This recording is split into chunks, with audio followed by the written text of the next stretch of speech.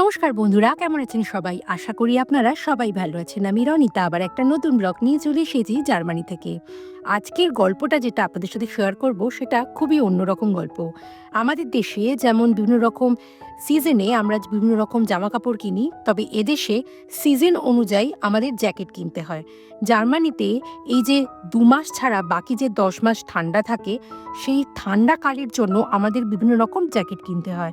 আর সেই জ্যাকেট কিনতে গিয়ে কত রকম যে গল্প আমি জানতে পেরেছি, তো সেগুলোই আজকে আপনাদের সাথে শেয়ার করব এবং জ্যাকেট কিনতে যাওয়ার আমার গল্প, সেটা নিয়েই আজকে আপনাদের সাথে এই ব্লগটা শেয়ার করব।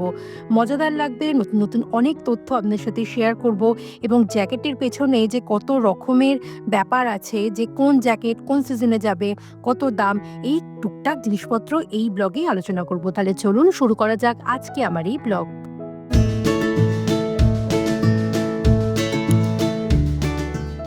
প্রথমেই বলে রাখি, আজকে যে ভিডিওটা আপনার সাথে শেয়ার করব সেটা কিন্তু ফল সিজনে কোনো একটা দিনে আমি এই ভিডিওটা তুলেছিলাম। আর মনে হলো এটার পেছনে যে যা গল্প আছে সেটা টুকটুক করে আপনাদের সাথে একটু শেয়ার করি।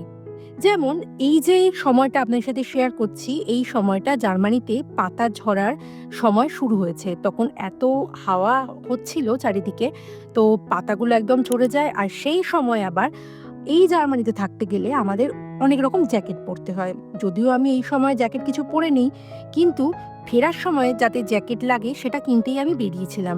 প্রথমে ঠিক করেছিলাম ফল সিজনের জন্য জ্যাকেট কিনবো। তবে হ্যাঁ, একটু বলে রাখি, জার্মানিতে যেহেতু বেশিরভাগ সময়টাই শীতকাল বা বলতে পারেন ঠান্ডার সময়, তো এখানে সময় অনুযায়ী আমাদের কিন্তু জ্যাকেট কিনতে হয়। এবার এই জ্যাকেট কেনা, ধরুন শীতকালের জন্য মোটা জ্যাকেট, আর শীতকালে এত ঠান্ডা পড়ে সেখানে তো আর একটা জ্যাকেটে অনেক সময় হয় না, ভেতরে রীতিমতো সোয়েটার পরে আপনাকে মোটা জ্যাকেট পরতে হয়। তো আমি এই যে ফল সিজনের কথা বলছি, এই সময় একটু হালকা জ্যাকেট আর বলতে পারেন রেন জ্যাকেট তো লাগেই, যেহেতু এই সময় ভালো হাওয়া দেয় আর বৃষ্টির তো এখানে কোনো আলাদা করে কাল নেই। তো সেটা কেনার জন্যই আমি আজকে গেছিলাম আমাদের এই পাশের শহর উপারথালে। এবং এই দিনের যে ভিডিও করছি সেই দিন আমি কিন্তু একাই বেরিয়েছিলাম। আর এই একা বেরোনোর সাথে সাথে আমি যা এক্সপিরিয়েন্স শেয়ার করেছি আপনাদের কাছে তুলে ধরলাম। প্রথমেই মনে হলো যে একটু ঘর সাজানোর জিনিসপত্রের দিকে তাকাই।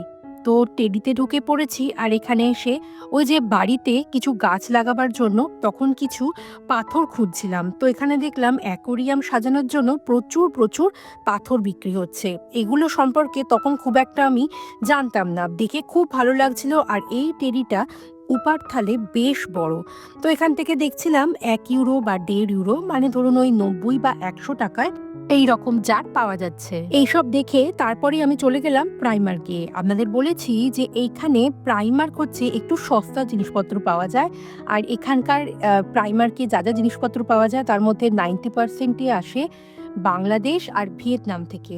তো এখানের যে ফ্যাশনেবল জিনিসপত্র এখানকার লোকজন পরে, সেগুলো একটু ট্রেন্ডিও হয় আর একটু কম দাম হয় বলে এখানে কিন্তু বেশ ভিড় হয়। তো যেহেতু আমি ফল সিজনে গেছিলাম শীতের শুরুর দিকে, তো এখানে দেখলাম বেশ ভালো ভালো সোয়েটারও পাওয়া যাচ্ছে। আর মোটামুটি ১০ থেকে ১৫ ইউরো, মানে ধরুন ওই ৯০০ থেকে ১৫০০ টাকার মধ্যে ভালো সুন্দর সুন্দর ট্রেন্ডি সোয়েটার পাওয়া যাচ্ছে। কিন্তু সোয়েটার কেনা তো আমার আজকে উদ্দেশ্য নয়, তাই ভাবলাম সোয়েটার বরং না কিনে আমার যেটা দরকার সেটাই আজকে কিনে নিই। কারণ সত্যি বলতে কি, আমার ফল সিজনে পরার মতো সেরকম কোনো জ্যাকেট নেই। আমাদের দেশে দুর্গাপুজো বলুন বা ধরুন কোনো ভালো অকেশন, মানে ধরুন পয়লা বৈশাখ বা চৈত্র সেল, এই সময় কিন্তু ভালো ভালো জামা কাপড়ের ডিসকাউন্ট থাকে। এদেশে জামা কাপড়ের ডিসকাউন্ট না থাকলেও জ্যাকেটে ভারী ভারী ডিসকাউন্ট থাকে বিভিন্ন রকম অকেশনে। ধরুন ইস্টারের আগে বা সামনে যে ক্রিসমাস গেল সেই সময়। তো আমি যেহেতু ফল সিজনে এই কেনাকাটাগুলো করছি, আমি কিন্তু খুব একটা ডিসকাউন্ট দেখতে পাইনি। এবার বলি আমার কিছু মজাদার গল্পের কথা। আমি যে বছর, মানে ২০১৬-তে যখন আমি প্রথমবার জার্মানিতে এসেছিলাম, আমার জার্মানির শীত সম্পর্কে খুব একটা আইডিয়া ছিল না। আমি ভাবতাম মানে খুব একটা ঠান্ডা হবে না। তো ইন্ডিয়া থেকে আমি জ্যাকেট এনেছিলাম। তবে আমার কোনো আইডিয়া ছিল না এখানকার জ্যাকেটগুলো সবসময় রেইন প্রুফ হয়। কারণ ইন্ডিয়ার যে জ্যাকেটটা আমি এনেছিলাম সেই জ্যাকেটটা একদম রেইন প্রুফ ছিল না। মানে মনে হচ্ছিল রেইন প্রুফ, বাট এদেশের জ্যাকেট কিনলে যে রেন প্রুফ ব্যাপারটা পাবেন সেটা কিন্তু ইন্ডিয়ার জ্যাকেটটায় পাইনি। তো আমি প্রথমবার যখন মে মাসে এসেছিলাম তখনও দেখতাম গরমকালে হালকা হালকা বৃষ্টি হচ্ছে। তো হালকা জ্যাকেট যখন আপনাকে পরতে হবে রীতিমতো মাথায় যেগুলো জ্যাকেটের সাথে কভার থাকে সেগুলো আপনাকে ইউজ করতে হয়। তো এদেশে এসে দেখেছিলাম মোটামুটি সবাই যা জ্যাকেট ইউজ করে তাতে কিন্তু একটা হুডি থাকেই। তো এটাও আমার কাছে বেশ অবাক লেগেছিল। তবে ইদানিং অনেক জ্যাকেটই পাওয়া যায় যেগুলো হুডি ছাড়া, মানে ওই স্টাইল করার জন্য।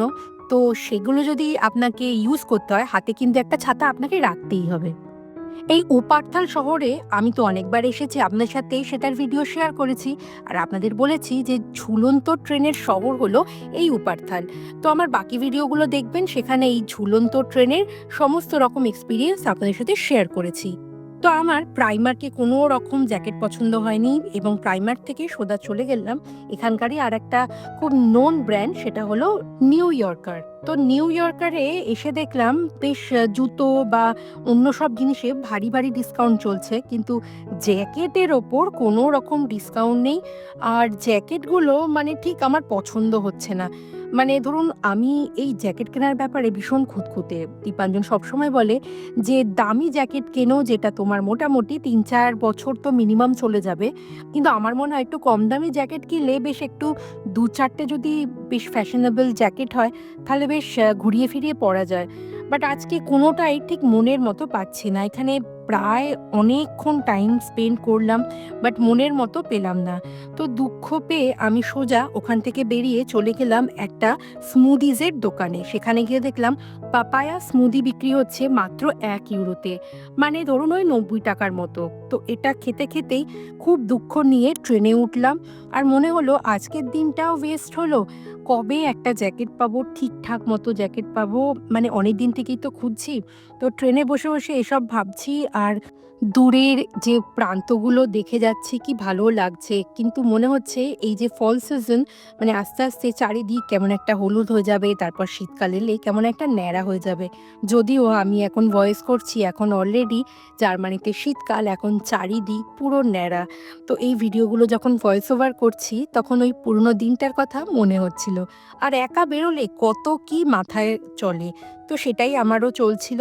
তারপর ওখান থেকে ভাবলাম যে না, ডুসেলডর্ফে নেবে একটুখানি ডুসেলডর্ফের যে দোকানগুলো আছে সেগুলো একটু চেক করে যাব, যদি এখানে কোনো ভালো জ্যাকেট পেয়ে যাই। তো সেই আশাতেই চললাম। আমার লাস্টের শীতের জ্যাকেট সেটা আমি কিনেছিলাম ২০১৬ সালে। তো ১৬ সালে কিনেছিলাম ২টো। তো সেটাই আমার এখনও চলছে। তো মনে হচ্ছে এবারে একটা নতুন জ্যাকেট কিনতেই হবে, ভারী জ্যাকেট, শীতের জ্যাকেট। তারপরে দোকানে গিয়ে মনে হয় শীতের জ্যাকেট অত মোটা না কিনে একটু পাতলা জ্যাকেট কিনি। তারপর যখন শীত আসে তখন মনে হয় ইস আরেকটু মোটা জ্যাকেট কিনলে ভালো হতো। ভীষণ কনফিউশনে থাকি। মানে একা বেরোলে এত কথা মাথায় চলে, সেটা আপনাদের এই ভয়েস ওভার করতে করতেই আমার আবারও মনে হচ্ছে। তো এখন চলে এলাম ডুসেলডর্ফের এই সিএনএ। তো সিএনএতে বেশ ভালো ভালো কালেকশন ফল সিজনের জন্য এসেছে, কিন্তু এগুলোর দিকে আর তাকানো যাচ্ছে না। এত সুন্দর সুন্দর ট্রেন্ডি কালেকশন দেখেই লোভ লাগছে, বাট মনে হচ্ছে না, আগে জ্যাকেটটা কিনতে হবে। তো জ্যাকেট সেকশনে এসে দেখি খুব সুন্দর সুন্দর জ্যাকেট পাওয়া যাচ্ছে। সেগুলো সবই মোটামুটি সেলের, ভালো ভালো, মোটামুটি ৫০, ৬০, ৭০, ৮০ ইউরোতে। মানে মোটামুটি ধরুন ওই ৩,৫০০-৪,০০০ টাকা থেকে এই জ্যাকেটগুলো শুরু, আর বেশ ভালো, বেশ মোটা। শীতের জন্য তো পারফেক্ট। আর যদি আমি ভাবি যে না ফল সিজনের জন্য, সেক্ষেত্রেও চলে যাবে, যদিও ফল সিজনের জন্য একটু মোটা হয়ে যাবে, বাট খারাপ না। আর দেখেও বেশ ভালো লাগছে রেইন জ্যাকেট বলে। তো এগুলো আমি ট্রাই করতে শুরু করলাম আর দেখলাম যেটা পছন্দ হচ্ছে সেটা হয় ছোট নয় অনেকটা বড়। এই যে এই জ্যাকেটটা হলুদ কালারের কি পছন্দ হয়েছিল, বেশ সুন্দর। কিন্তু দেখলাম এটা আমার একদম বড় হচ্ছে। মনে হচ্ছে এত বড় জ্যাকেট নেব, ধুর ভাল লাগছে না। তো নিজে ট্রাই করলাম, আরও ভাবলাম যে আরও কিছু দেখব, বাট একটাও পছন্দ হলো না। এরম করে একটা দিন আবারও আমার নষ্ট হলো। মানে এই নিয়ে বলতে পারেন ৩ থেকে ৪ দিন আমার এই জ্যাকেটের পেছনে নষ্ট হলো।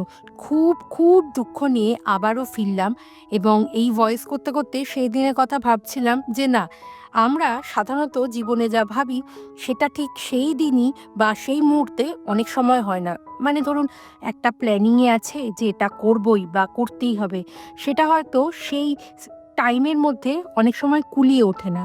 বাট পরে যখন আপনি এক্সপেক্টও করবেন না, সেই সময় হয়তো সেই কাজটা হুট করে হয়ে গেল। আমার ক্ষেত্রেও ঠিক তাই হয়েছিল। মানে আমি জ্যাকেট পেয়েছি, তবে সেটা অনেক দিন পর। মানে ইন্ডিয়ায় গেছিলাম, ইন্ডিয়া থেকে ফিরেছি। ফিরে হুট করে একদিন ক্রিসমাস মার্কেটের জন্য বেরিয়েছি, তখনই পেয়েছি আমার এই জ্যাকেট। তো সেটার ভিডিও খুব তাড়াতাড়ি আসবে। আর কেমন জ্যাকেট কিনলাম, কত টাকা কি পড়লো, সব আপনাদের সাথে আমি শেয়ার করব পরের একটা ব্লগে। তো আমার এই জ্যাকেটের গল্প আপনাদের কেমন লাগলো? আশা করি একটু মজাদার লেগেছে আর নতুনত্ব লেগেছে যে জ্যাকেট নিয়ে কত রকম কি হয়। তো আমার এই ভিডিও যদি আপনাদের ভালো লাগে, প্লিজ একটা লাইক করে দেবেন। ইউটিউব থেকে দেখে থাকলে আমার এই চ্যানেলটাকে সাবস্ক্রাইব করে দেবেন।